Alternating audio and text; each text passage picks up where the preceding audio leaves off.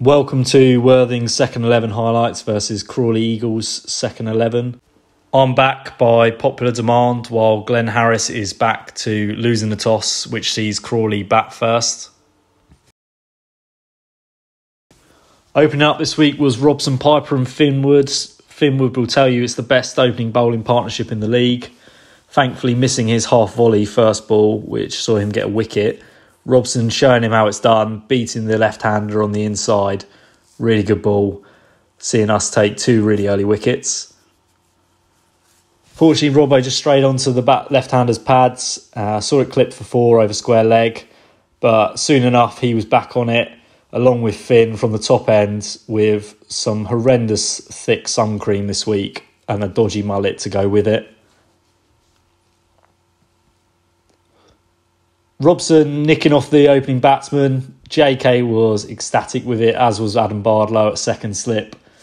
Had plenty to say this week off the back of his 140 in the threes.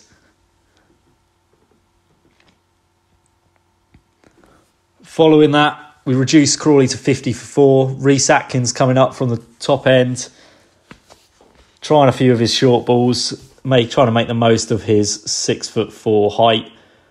Now nicknamed Melvin from Madagascar.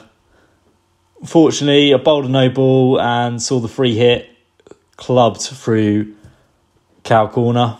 Soon replaced by Jay Mahesh, who's been doing a really good job for us, bowling his tricks in the middle overs.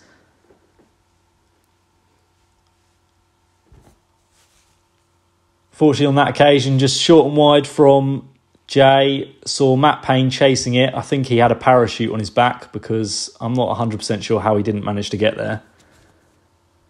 However, that did bring the man himself into the attack, with his standard surprising the batsman with his slower ball, getting a nice LBW from Rob Harris, full and straight, nowhere to go.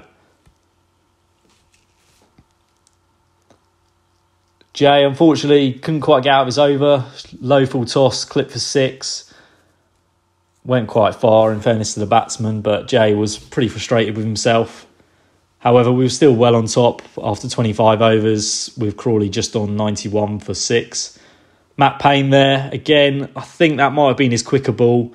May have got up to 20 miles an hour at a push, but he's had a really good start for us there with 2 wickets in 2 overs. Payno continuing. Eventually the batsman got used to the slow speed and smoked him over mid on for 4. Robson Piper back into the attack, trying to get us a couple of wickets. Fortunately, that one straight down leg side and 5 wides, the signal. Rob Harris's arms must have ached by the end of the day with the amount of extras bowled from both teams. Payno still carrying on, working hard for us. Unfortunately, again, this batsman batted really well, going on to get a 50. Very patient, but held the innings together. Jay Mahesh back into the attack. Fortunately, again, just straying down the leg side. Easy boundary for the Crawley batsman. And they just started to build a bit of momentum at this point. However, Jay Mahesh with the Yorker. JK just telling the batsman that he's out, just in case he hadn't noticed.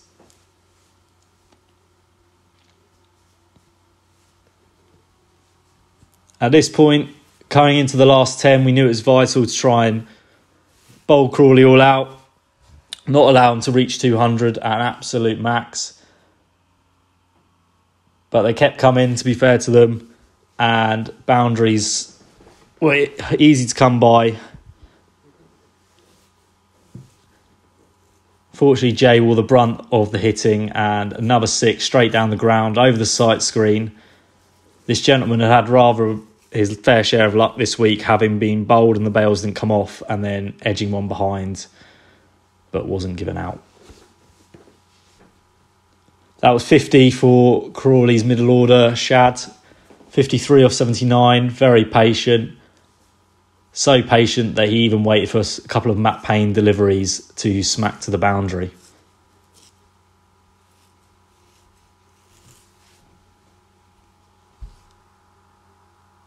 Fortunately, Payno doing the death overs, tough ask, short boundary either side, quick outfield today.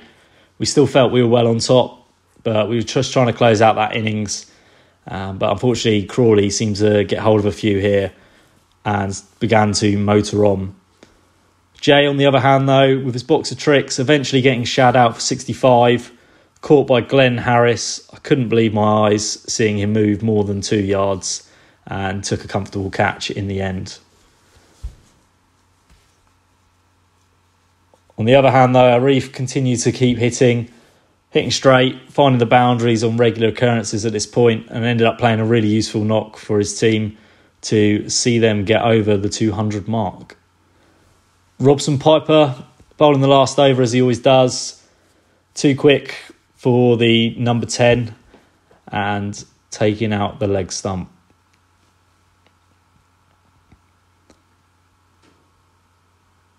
Unfortunately, we couldn't quite restrict Crawley to getting to 200. We wanted to try and take that 10th wicket, but it wasn't to be. With Crawley finishing on 203 from their 40 overs. We were still pretty happy with that, given the outfield and the wicket, and we fancied ourselves to chase this down.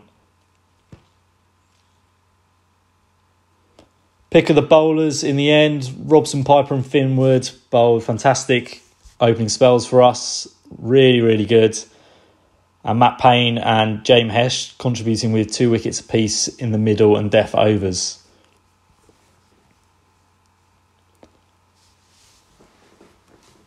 For batting, we had Tom Simpson coming up from the freeze to open the batting with myself, getting a nice juicy half volley on leg stump.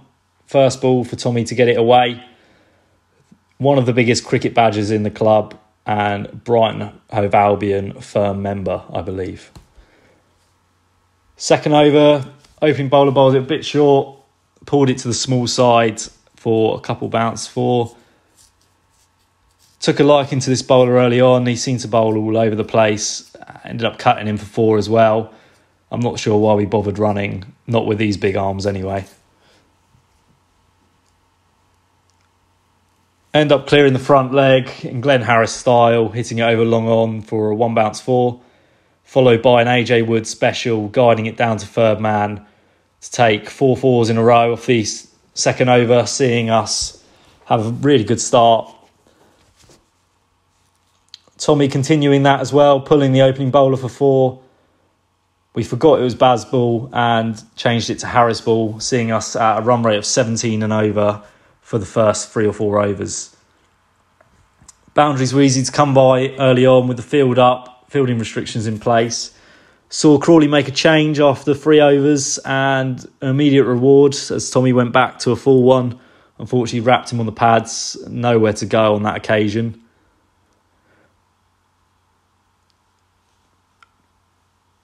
That saw the introduction of 141 himself, Adam Bardlow, to join me at the crease. He had the best view in the house for the biggest 6 you'll see all season.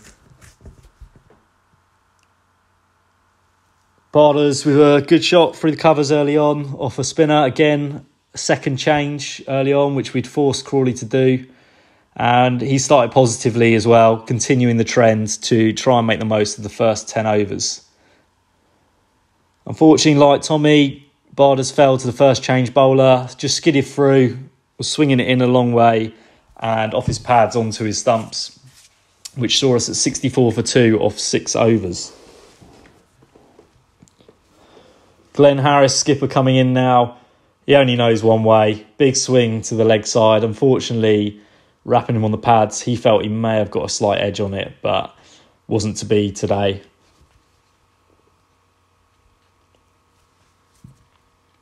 That brought fan favourite Matt Payne to the crease with a beautiful cover drive early on to get himself going. And I think we all agree it's for the best that he hits boundaries rather than running, as he hasn't quite worked out he needs to call in order to run.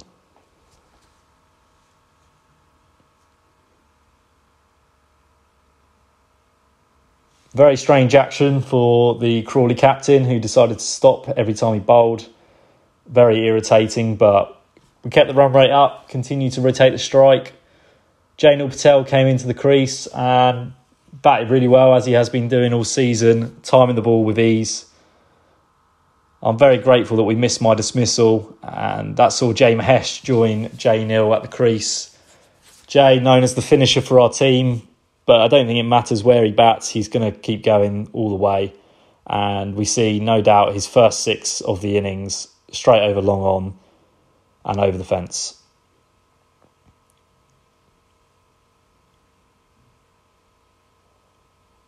Jay Mahesh as well, cutting it, that one for 4. Brilliant shot, to be fair to him. Looks in really good form and managed to go at about a 200 strike rate, which was really impressive and just took away any pressure in terms of run rate for us. That one again, free in his hands, managing to go over cover for a 1 bounce 4. Fortunately though, he was cleaned up not long after, losing his leg stump. I'm not too sure the bowler was that quick. I think Rob may need to put the stumps in a bit firmer next time. Jim Shark's number 1 client taking over from Jay Mahesh as he hits the ball for 1 bounce 4 back over the bowler's head. Really goes to show what going to the gym twice a day can do for you, as he soon after hits the one over the cover for a 1 bounce 4 and puts us in a great position to chase the total down. JK at the crease now. Lovely little trademark dab past point for 4. Didn't want him doing too much running with that calf of his. Unfortunately, Jay Neal was out not long after that, and Finn Wood coming in to finish the innings for 2 weeks in a row now with a trademark clip through mid-wicket. It's about time the £750 bat got some use, and Finn certainly making sure it's on show. That saw us chase our target with 5 overs to go. Some really good contributions from everybody involved with the bat and ball. Most importantly, we got the 30 points, and that's now 3 wins in a row for us, building a bit of momentum ahead of the big clash against Horsham Trinity away this weekend. Hoping to make it 4 on the bounce and hopefully push for that first place, as we now currently sit in second.